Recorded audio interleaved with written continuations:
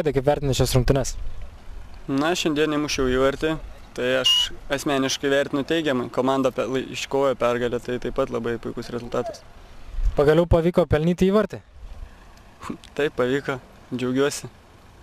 Kaip galėtum pakomentuoti savo įvartį?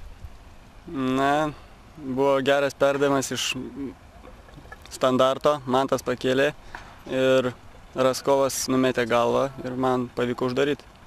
Na ką, Šiauliai turi savo įvarčių mašiną? Nu, tai šiuo metu galima pasakyti ir taip. Kaip pakomentuotum šios dienos įvartį? Anatolijaus buvo perdavimas ir jau vienas prieš vartininką ir mušau. Gavai traumą, kaip jautiesi dabar?